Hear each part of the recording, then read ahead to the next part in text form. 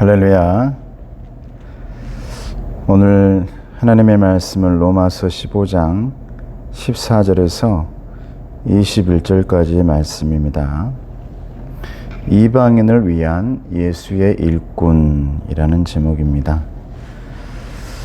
말씀 보겠습니다. 내 형제들아, 너희가 스스로 선함이 가득하고 모든 지식이 차서 능히 서로 구원하는 자임을 나도 확신하노라.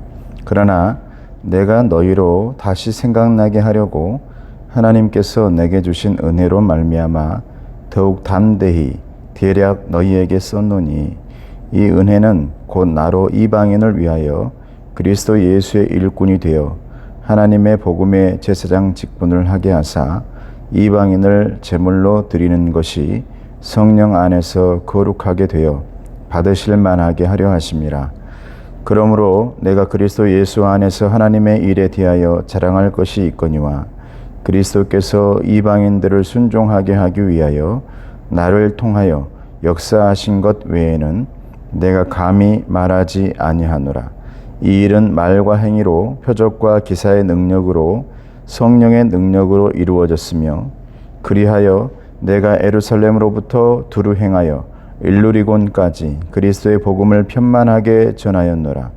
또 내가 그리스도의 이름을 부르는 곳에는 복음을 전하지 않기를 힘썼노니, 이는 남의 터 위에 건축하지 아니하려 함이라. 기록된 바 주의 소식을 받지 못한 자들이 볼 것이요 듣지 못한 자들이 깨달으리라 함과 같으니라. 아멘.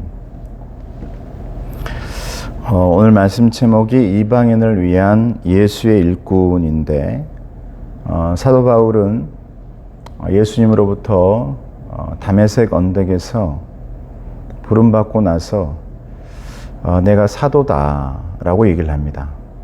예수님으로부터 사도로 부름받았은 즉, 12제자의 그 사도들이 있었지만 우리 사도 바울은 자기가 예수님으로부터 사도로 부름받았는데, 특별히 나는 이방인을 위한 사도가 되기로 작정하고 그렇게 부름받은 사람이다 라고 자기의 소명과 그리고 자기의 사명을 말하게 되어집니다.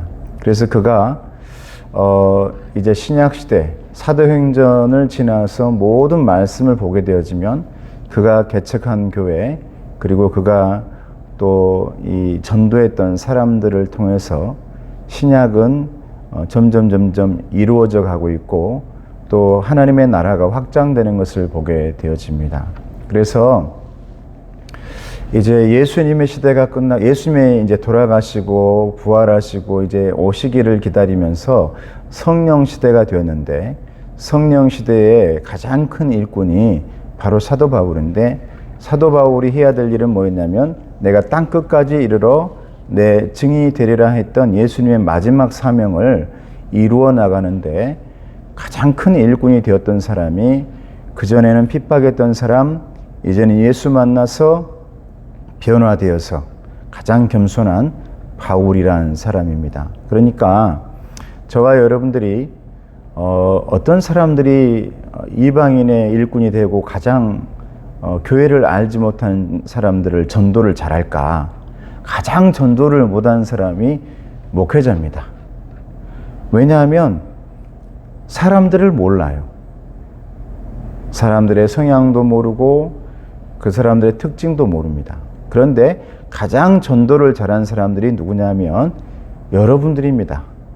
직장에 다니고 교회 다니지 않는 사람들과 어울리고 있는 여러분들이 사도 바울처럼 사명을 깨닫기 시작하면, 여러분들이 만약 내가 사도 바울처럼 사명을 받은 사람이라는 사실을 알기 시작하면, 그때부터 여러분들에게 놀라운 일이 일어나는데, 오늘 말씀처럼 제목처럼 이방인을 위한, 예수 믿지 않는 사람들을 위한 예수의 일꾼이 되어져 가는 것입니다. 그래서 16절 말씀에 하나님은 어떤 분인가 라는 것을 우리에게 잘 알려주고 있는데, 16절 읽어봅니다.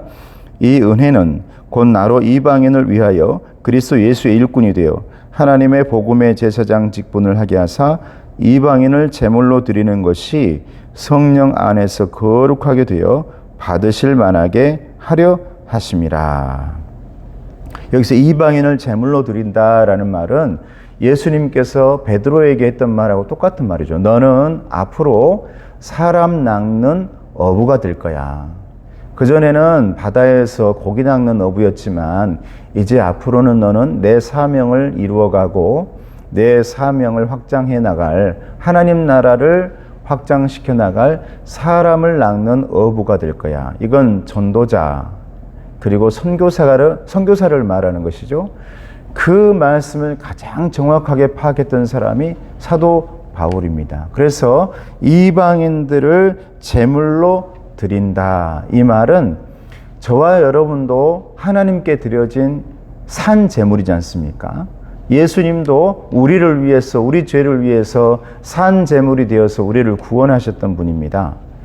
그러니까 저와 여러분도 내 가족을 위해서, 내 자녀를 위해서 교회 다니지 않고 복음을 모르는, 예수님을 모르는 사람들을 위해서 산 제물이 되어야 되는데, 이제 앞으로 우리를 통해서 이제 전도되어지고 선교되어질 이방인들도, 예비신자들도, 예수님을 알지 못하는 사람들도 하나님께 제물이 되어 기뻐하는, 하나님이 기뻐하시는 산제물, 하나님이 기뻐하시는 하나님의 사람이 되어질 거다라는 것을 말씀해 주고 있는 것입니다. 그러면서 14절 15절 말씀에 그렇게 말하죠. 내 형제들아 너희가 스스로 선함이 가득하고 모든 지식이 차서 능히 서로 구원하는 자임을 나도 확신하노라. 그러나 내가 너희로 다시 생각나게 하려고 하나님께서 내게 주신 은혜로 말미암아 더욱 담대히 대략 너희에게 썼노니. 로마 교회가 너무너무 잘하고 있다. 다양한 사람들이 모여서 다양한 색깔들로 예배를 너무 잘 드리고 있다. 그리고 이제 덕스러움을 가지고 너희들이 잘하고 있다. 그런데 너희가 정말 꼭 해야 될 일이 있는데, 로마 교회는 이방인들을 전도하고 선교할 선교 센터가 되어야 된다. 이 말을 하고 있는 것이죠.